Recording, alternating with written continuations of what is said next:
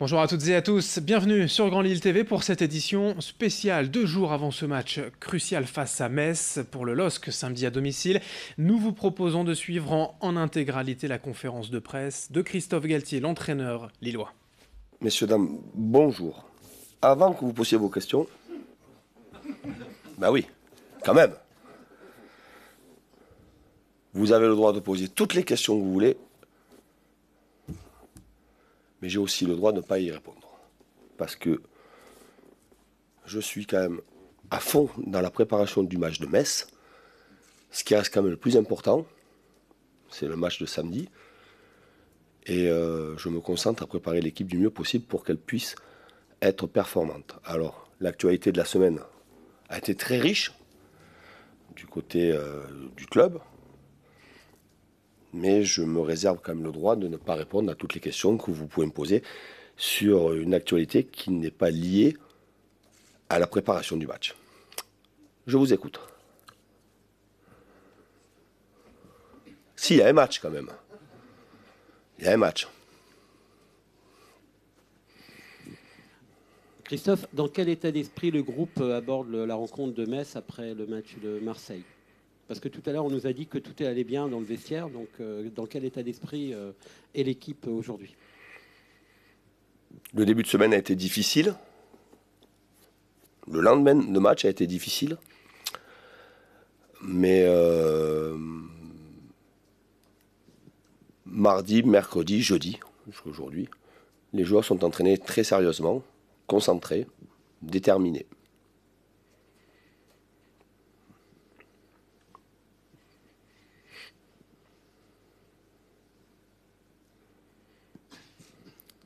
Bonjour. Bonjour. Mais avec la période que vous traversez, est-ce que vous y croyez encore?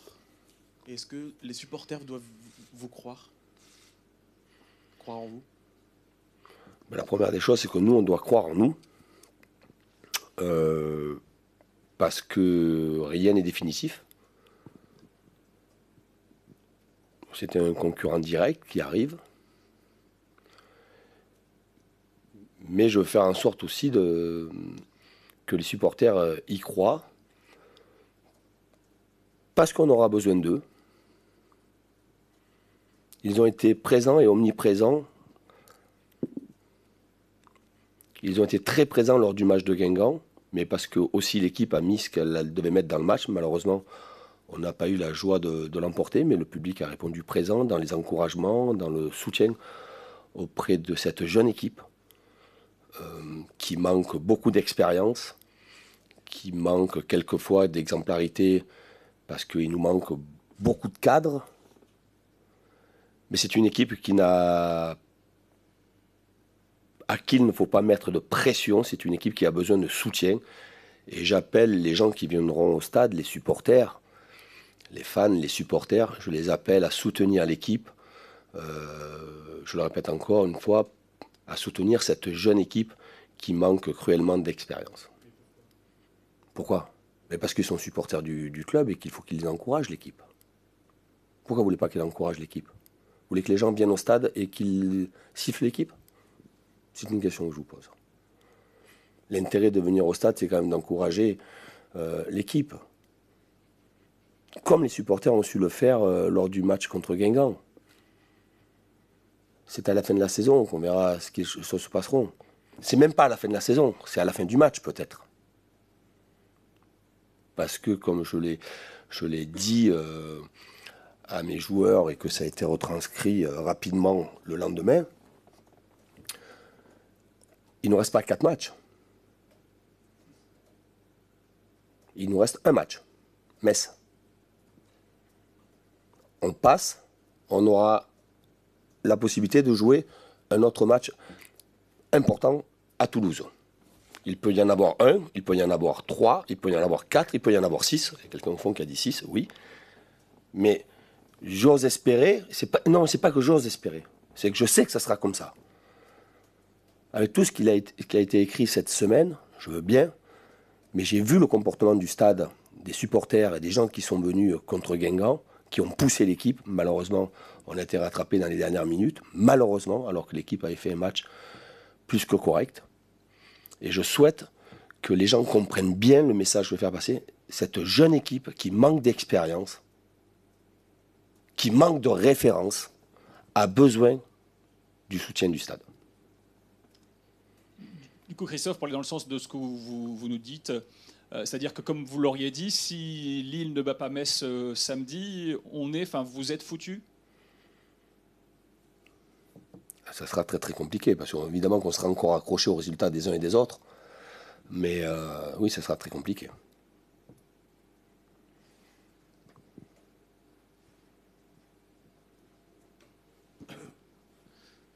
Tu disais, j'espère que les supporters seront derrière leur équipe, mais quel message les joueurs envoient aux supporters quand ils sortent 2 jours avant un match important en boîte de nuit? Et quel message ça renvoie, quelle image ça donne du LOSC? Déjà, est-ce que tu confirmes les informations sorties par l'équipe? Je n'ai rien à confirmer, à infirmer. Vous avez écrit, vous avez des informations qui sont des fois, c'est très surprenant, des fois très précises, des fois moins précises, des fois vous pouvez vous tromper. Il y a eu beaucoup d'informations données cette semaine. Mais mon objectif à moi dans la semaine était de préparer le match de Metz. Et je répète encore une fois, nous avons perdu à Marseille. Je ne pas répète, je le dis, nous avons perdu à Marseille 5-1. Vous savez combien d'équipes ont pris 5 buts à Marseille cette saison? Pas mal. Alors qu'on sortait malheureusement, on sortait non pas d'un bon résultat, mais d'un match encourageant contre Guingamp. On ne sortait pas d'un bon résultat, on sortait d'un match encourageant. On va à Marseille, patatrac, face à une équipe qui est dans une dynamique exceptionnelle, supérieure à nous. On perd 5-1. On est KO entre la 25e minute et la 38e minute. Mais d'autres équipes ont pris 4 buts, 5 buts, 6 buts au Stade Vélodrome. Et c'est pas parce que nous avons pris 5 buts au Stade Vélodrome qu'il y a eu un naufrage, certes, à un certain moment, qu'on doit remettre en cause ce qui a été de bien sur le match de Guingamp et qu'on doit balayer les 4 derniers matchs, peut-être les 6 derniers matchs de la saison. Et le message que je veux faire passer, c'est pas un message de langue de bois, c'est d'être très lucide sur la situation. Nous avons besoin de tout le monde. Les joueurs ont envie de s'en sortir. C'est des jeunes joueurs, c'est une jeune équipe, je vous le répète encore une fois et j'insiste, qui manque cruellement d'expérience. Pour le préciser, le 11 de départ de Metz contre Caen, c'est 1400 matchs de Ligue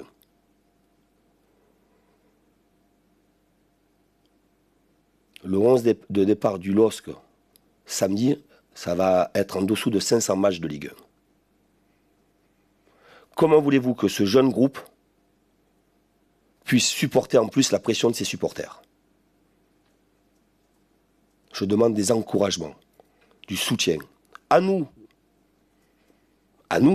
de faire le match que l'on doit faire et que les gens attendent, en espérant que ceux qui seront dans les tribunes puissent venir aussi avec nous dans ce match-là pour nous aider. Christophe, une question qui concerne le dernier rempart. Qui jouera dans les buts samedi? Et est-ce à ton insu ou que tu ne savais pas cette fameuse vidéo avec Vincent Enyama, posée par des supporters? Qui jouera dans les buts? Mon choix a été fait. Je réserve la primeur de mon choix aux 2 gardiens que je verrai demain. Ensuite, ce qui s'est passé samedi. Je n'ai rien à rajouter à quelqu'un qui a filmé une discussion. Voilà, qui a filmé une discussion, mais il aurait été facile pour moi de prendre ma voiture et de ne pas m'arrêter. Il y avait une vingtaine de personnes qui étaient là. Je me suis arrêté. Par respect, par considération. Il y avait des adultes, des hommes, des femmes, des enfants. Voilà. Après, concernant la situation de Vincent, je vais pas m'étaler. Au fond de vous, Christophe, vous êtes confiant, inquiet? Si j'étais confiant, ça serait prendre les gens pour des imbéciles. C'est pas mon style. Inquiet oblige de l'être. Le parcours de l'équipe vous donne une certaine inquiétude. Par contre, je suis déterminé. Je suis déterminé. Nous sommes déterminés. Voilà. Petite question, est-ce que dans la préparation du match, est-ce que vous allez changer des choses, je ne sais pas, dans la mise au vert, dans le programme du jour de match, dans la veille? Est-ce que, voilà, par rapport à l'importance de ce match, est-ce que vous avez prévu de changer des choses dans l'approche, dans le programme d'approche du match? Je pense que si je devais modifier ou si j'avais modifié les choses, vous serez déjà informés. Vous avez une capacité aujourd'hui, les médias, à avoir des informations incroyables. Justement. On s'entraînera demain après-midi. On partira faire notre mise au vert habituelle. Je voudrais aussi préciser que j'ai souhaité un huis clos aujourd'hui pour être voilà, pour que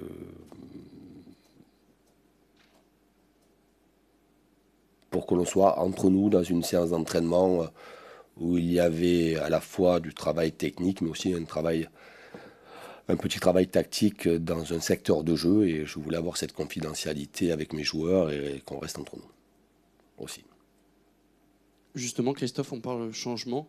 Le fait qu'on arrive sur le match qui sera peut-être le tournant, parce que tu le disais depuis tout à l'heure, si on ne gagne pas face à Metz, ça peut être déjà presque la fin. Il y a quelques semaines, tu nous avais parlé de tes leviers, plusieurs leviers, des tiens, de ceux du président, et on a l'impression que, mis à part des changements au sein de l'effectif, il n'y a pas grand-chose qui s'est passé. Est-ce que ces leviers ont été activés en secret?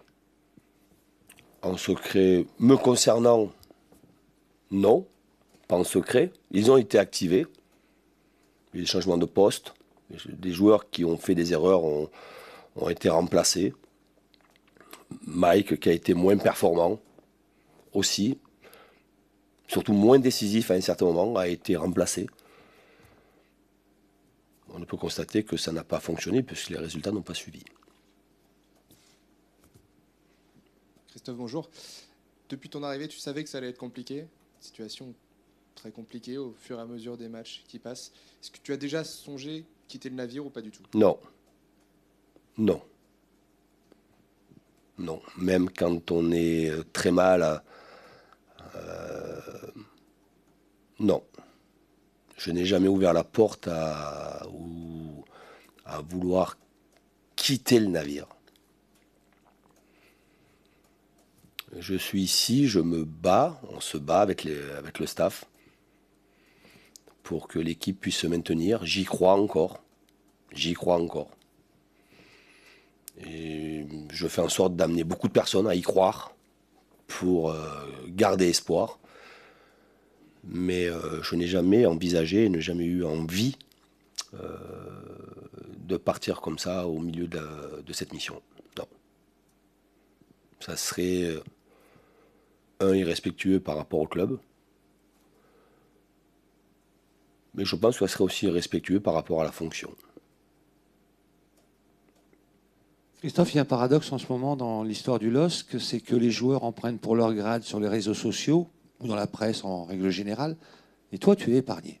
Non, c'est faux. Tu ne te sens pas épargné par rapport aux critiques Non, je crois pas. C'est pas ce que j'ai lu et entendu cette semaine. Il n'empêche, donc le paradoxe que je voulais expliquer, c'est que tu as le moins bon ratio des 3 entraîneurs qui sont passés. Tu as 0,70 alors que Bielsa est un peu plus de 1 et le duo un peu plus de 1. Est-ce que tu considères ça comme un échec personnel ou pas? Oui, c'est un échec personnel. Oui. Tout à fait. C'est un échec personnel. Mais mon échec personnel passe loin derrière l'intérêt du club.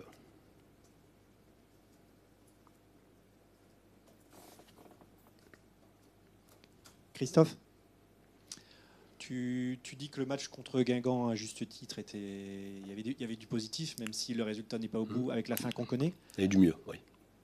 Mais Guingamp était une équipe qui avait peut-être moins le couteau entre les dents que celle qui arrive Oui. au stade Pierre-Mauroy. Tout à fait.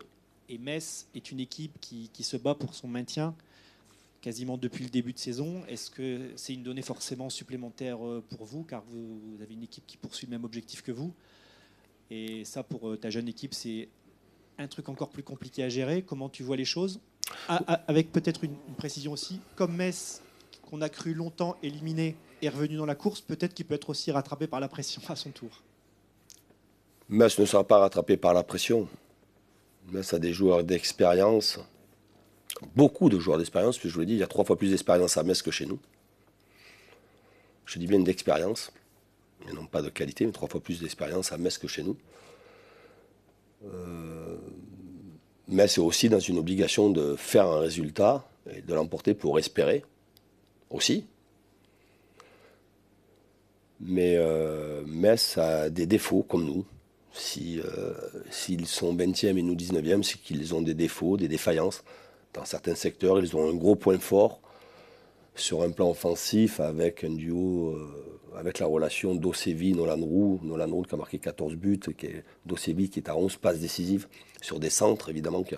Ils ont des points forts aussi dans l'équipe, mais ils ont des points faibles sur lesquels nous avons travaillé. Christophe, cette semaine, le président, le propriétaire du club est monté au créneau un peu pour répondre à des choses sur lesquelles il n'était pas d'accord. On a vu, peut-être entre guillemets, mais tu pourras le confirmer, que Luis Campos est intervenu ardemment, visiblement. Alors à toi de confirmer. Est-ce que tu te sens moins seul aujourd'hui? J'ai jamais été seul. Mais par définition, un entraîneur est un homme seul. Encore plus quand il y a des mauvais résultats.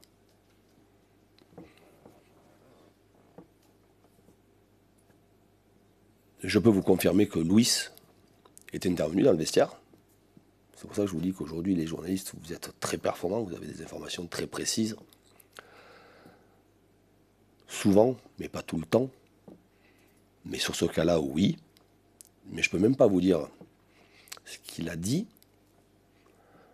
C'est lui qui m'a confirmé qu'il était intervenu, et puis aussi les membres de mon staff. Parce qu'à ce moment-là, je n'étais pas dans le vestiaire.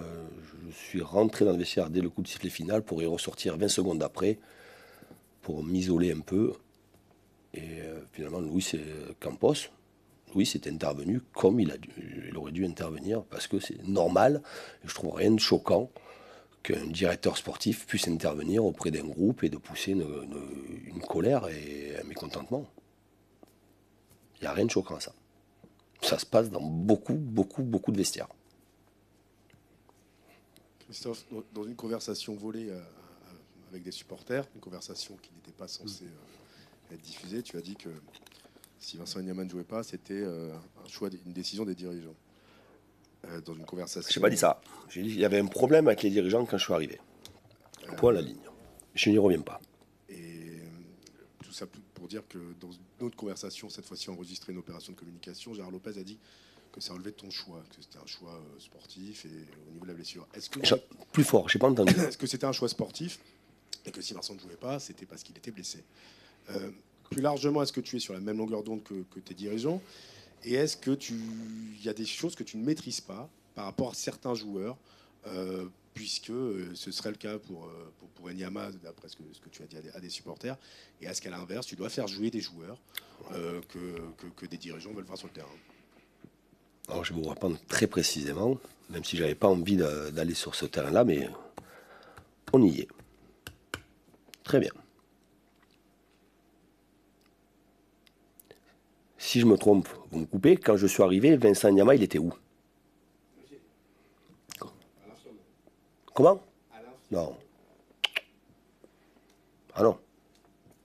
Si vous me répondez ça, vous êtes malhonnête. Vous avez vu Vincent Enyama s'entraîner avec le groupe professionnel cette année? Jamais.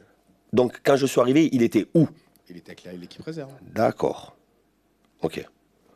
Et ensuite, il était blessé. Blessé. Voilà. Il est où actuellement?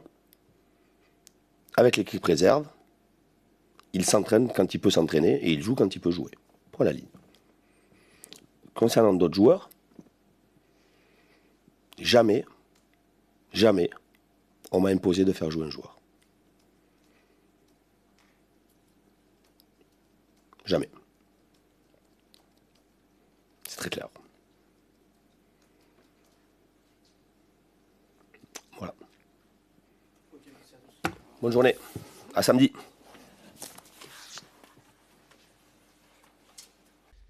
Voilà pour cette conférence de presse en intégralité sur Grand Lille TV. Merci à vous de l'avoir suivi.